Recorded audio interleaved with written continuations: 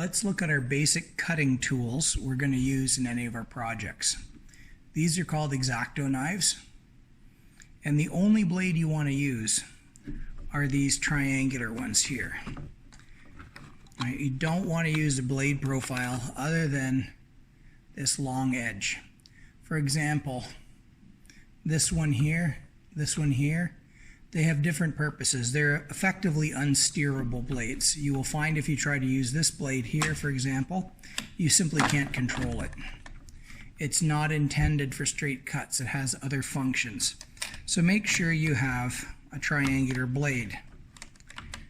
The blade shouldn't be notched or the tip broken off because it again becomes unsteerable. An alternative to X-Acto knives is a standard utility knife. Americans like to call them box cutters. These are incredibly cheap. They're very good, but they have a slight danger to them because you can extend an awful lot of blade and do yourself some harm. So X-Acto knives are preferred if you think you are highly accident prone. You don't put out any more blade than you need, which is just 1 or 2 segments, because you're not cutting any deeper than 5 millimeters in any of our projects. So if I put this here, that's already 7 millimeters of blade. That's more than I need for any cutting I'm doing in the course. Don't extend the blade more than you need. When you use a utility knife, lock it. You slide this little lock back so the blade doesn't slide in and out randomly. Make sure you lock the blade on a utility knife, because if it's not locked and you're pulling back, you may be drawing and inadvertently slide the blade forward, and these will cut deep. They're extremely sharp, razor blade sharp. They're not kitchen knives. For any cutting, when you need a guide, use a metallic ruler, not a plastic one. Plastic rulers, these blades will cut into them and you will quickly find your blade is sticking, hitting notches, and you can't do a smooth cut. Okay, so let's start the project. This is the template for your project, and you are cutting the outline only. Don't worry about what's inside first. In order to cut straight lines, you must use a ruler. In this case, to position the ruler, I take my blade, I touch it to where I want to cut, bump the ruler into it, go to the bottom of that cut, bump the ruler into it, double check up here I'm still good, and I can make my cut. You do it vertically. I'm tipping my hand to the side so you can see. Make sure you don't overcut past where you want to be. Like that.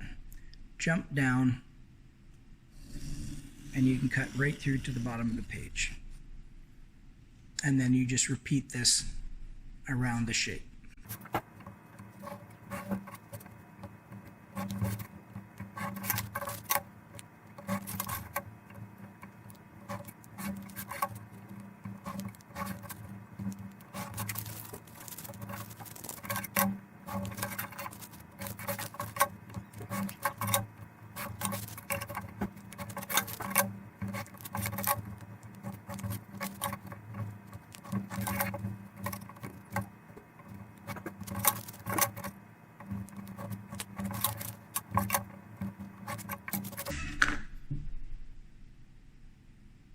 Now we're done cutting it out. We're going to paste it onto Bristol board. I've put a scrap piece of paper underneath so I don't get glue onto my work surface. I turn this upside down so we can fight vampires. We need to glue right to the edge, so you always pull away.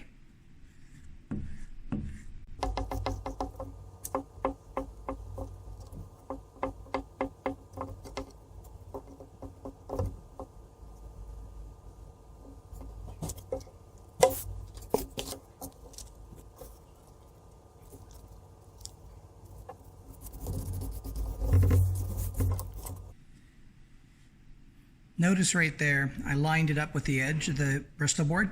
Saves the bulk of our space and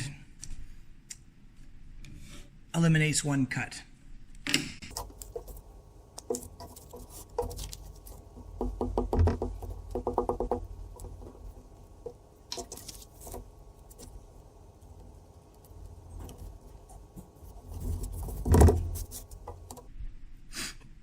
Now we have to cut it out. Oh, so tempting to do it freehand. Do not. You cannot control the cuts on this freehand. If you attempt to draw a straight line, and a straight line, you will occasionally get away with it. And you can break these off. But you will find what you wind up creating is a torn, shredded mess. So you must use a straight edge to cut. The cuts take several passes to do. You must be aware of when to stop. You don't try to cut through this material in a single pass. So to demonstrate, I put my ruler here, and I'm using that knife blade again to control my position. So now I'm set, and I cut from top to bottom in gentle passes. You don't force against the ruler. You go gentle. If you don't, the knife will tend to move and track like this, and then every time after you try to go back, you will find it wants to follow that path. It can take you 5 or 6 times before you finally feel it penetrate. It's like slicing a sandwich. If you press too hard with a knife, you mush up your sandwich. You should be getting a factory perfect edge if you do that properly.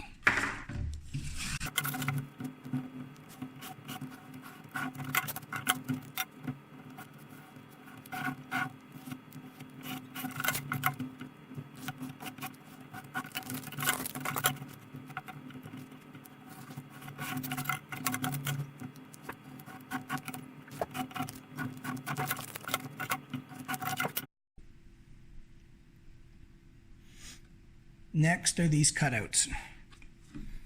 We have to do these small cutouts. These two are critical. They must be done neatly. The round cutouts are optional. Do this one last. I've put small marks here. These are stop cut lines. They're warning lines so you don't cut too far. I'll make them more visible for you to see this. To do these cutouts, you line up as carefully as you can. These are the two most important cuts in the whole thing. And I start with a very gentle cut. A second one, you can go slightly beyond these lines. You can't hack away at these cutouts. They need to be done precision, factory clean, or this illusion box will not work. So I've gone just maybe 2 millimeters past that cut. Then I do the other side. I'm going to rotate it this way because it's always best, if possible, to cover the good stuff with your ruler. So I don't want to mash up that cut. So I've hidden it under here, and the ruler sitting on a bit more solid material.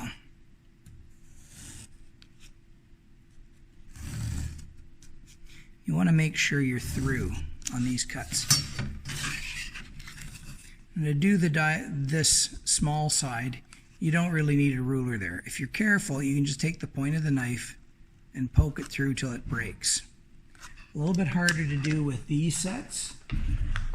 Much easier to do with these X-Acto blades. You can put the back of the blade to the cut and just poke it right through. Go on this side, the non-cutting part of the blade to the end of the cut, and just push, and the blade will creep forward if it's not a dull blade, which this one is. And I've got my cutout. Don't try to push the cutout with the knife. Use something blunt like a ruler or a pen, and you can pop that cutout right out. When it gets to the circular cutout, you have to freehand this one, but your best bet is to do what I call stabby McStabby. Put a piece of sacrificial material underneath so you can ram the blade right through. This type of blade works better than these utility knives, but in either case, what you're going to do is go in right through till you feel the blade sink into the foam underneath, and you're going to make lots of small notch cuts, not a saw cut. and you'll just keep stabbing your way through here all the way around. There is tiny amounts of material around this circle. If you have to do any real pushing to pop this circle out, you'll destroy the front face of your project. So make sure you've penetrated right through into the second layer of foam, so this will come out in a single push.